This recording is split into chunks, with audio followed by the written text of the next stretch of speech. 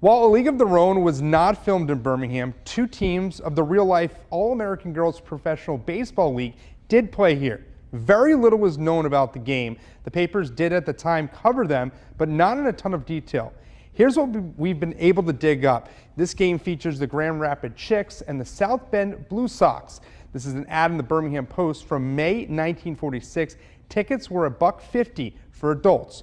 We were able to find the box scores from these games. From what we can find, the Blue Sox won the first of the two games. The next night, though, 700 people watched the Chicks take game two. Proceeds from the ticket sales went to buy equipment for kids. That's far from the only history women have made here at Rickwood Field. As we've highlighted, the park's history is more than just baseball. In its early years, Rickwood hosted a Women's Suffrage Day. A century before modern-day athletes started voicing support for causes they believe in, Birmingham Barons players publicly backed a woman's right to vote.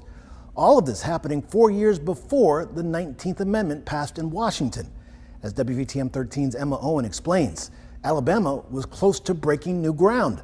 Then it all came crumbling down in the most unexpected way, and Rickwood was at the center of it all.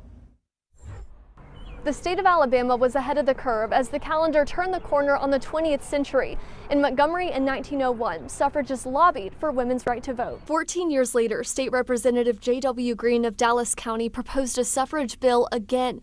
At the time, it looked like a major victory for women was in sight. To get it done, though, the legislature would have to pass the bill. Then Alabamians would have to approve it as well. So then you start to see them also changing their focus to, all right, now we have to convince the larger public that they want to ratify this bill. Supporters hit the road for a 7-month campaign. They toured all over the state, getting people to sign a petition to take to lawmakers. It culminated in Suffrage Day at Rickwood Field in August of 1915. They decked out Rickwood Field in banners that say justice and equality and votes for women.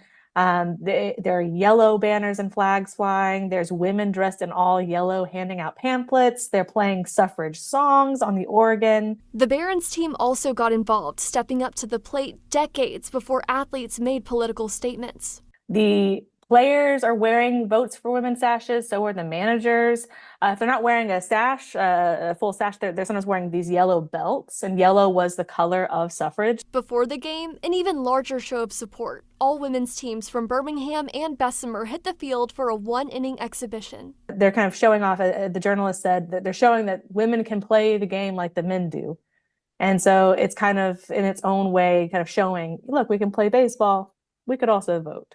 The game itself was a bit of a dud. The Barons and Chattanooga Lookouts played to a draw. For the suffragists, though, the game was a shot in the arm, an overwhelming success.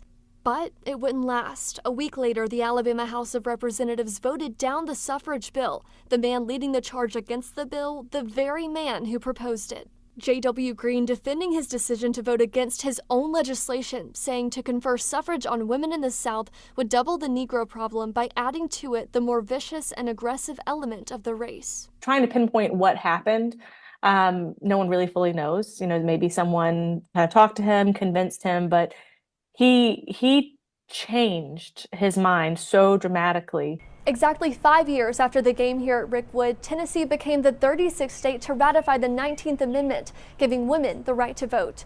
Alabama would reject ratification in 1919. It would not be approved in our state until 1953. In Birmingham, Emma Owen, WVTM 13.